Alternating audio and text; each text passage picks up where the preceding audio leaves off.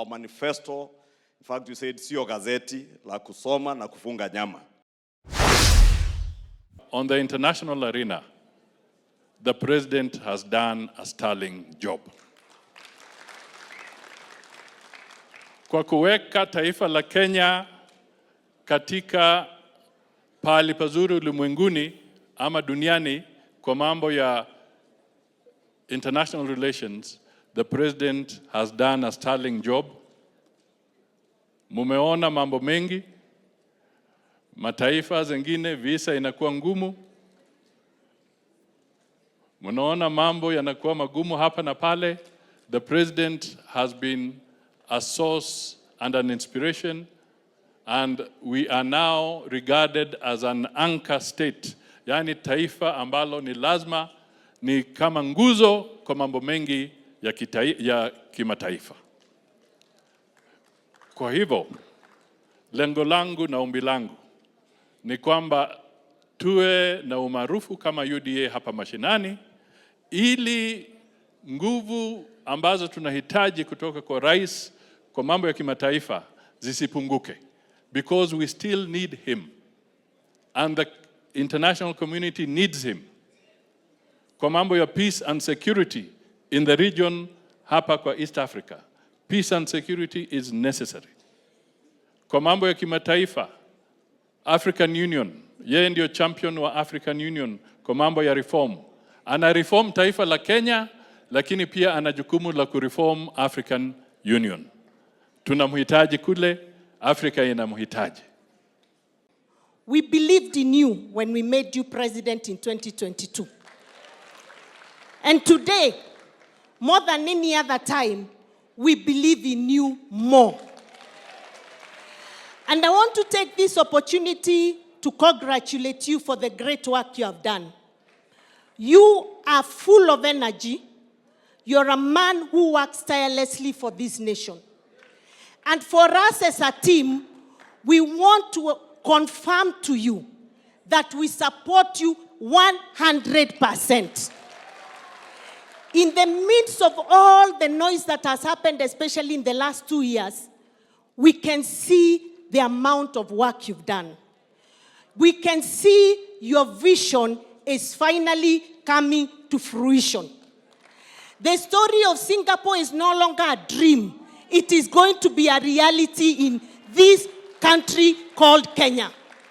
And so, as you continue, may we congratulate him, because he's the most courageous leader I have seen in my entire political career.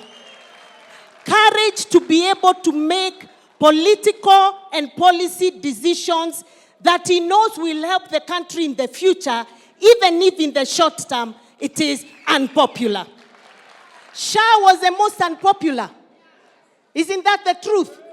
But today, just talk to all of us here. We have less harambes to go to. And even when we are called to these harambes, we have less money to contribute, because Shah is working.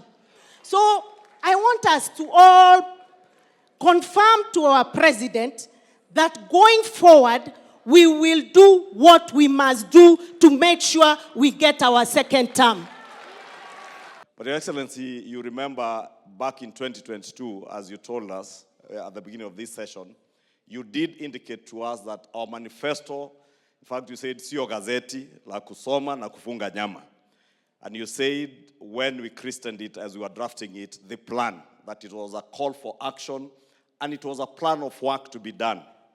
And we did commit in our very first parliamentary group meeting, the joint parliamentary group meeting that we had, the very first one here, that the legislature, both houses of parliament, the National Assembly and the Senate, will be facilitators of this plan, and we shall never be disruptive of the executive in their implementation of the plan.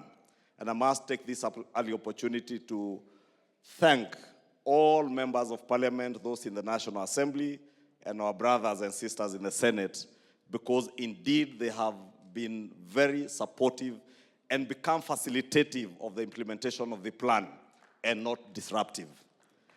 And even under very difficult circumstances, Your Excellency, the events of June 2024 with the finance bill of June 2024, the immense misinformation and disinformation that went into that bill, and the consequences of our actions as Parliament.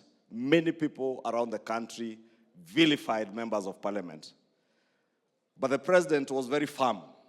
And I remember, Your Excellency, in your State of the Nation address last year, you did indicate that indeed when the history of the transformation of this country is written, Parliament and the legislature of the 13th Parliament, the legislators that sat in the 13th Parliament, will indeed have a paragraph on the story of the transformation of our country. And that transformation, Your Excellency, as my brother Aaron has said, did not just begin with what we committed to Kenyans as we campaigned together on the question of universal health coverage, on the transformation of our agriculture, but moving on now to even what you have called or christened the Singapore dream, or the journey to Singapore. We have done our part also. The call of leadership is to rise to the challenges of the day.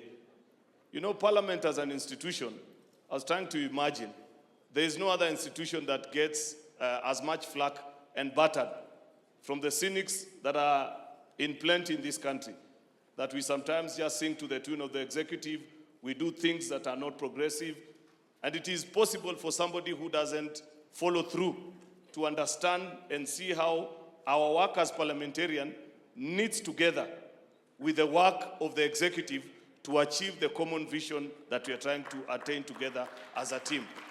I stand here to report to the Council today that as Parliament, we have done our bit as well.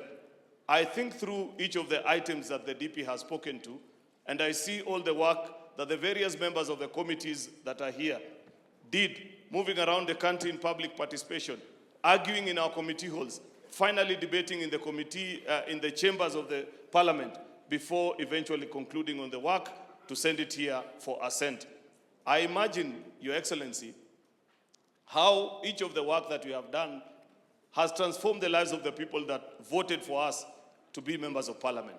And I sleep proudly as leader of majority alongside my colleagues, knowing that though many other people may not appreciate, and sometimes people say not very nice things about us as members of Parliament, I know that we have been part and parcel of this team, and we have done things that have helped the Kenya Kwanza administration attain the record of the score that you're hearing this morning.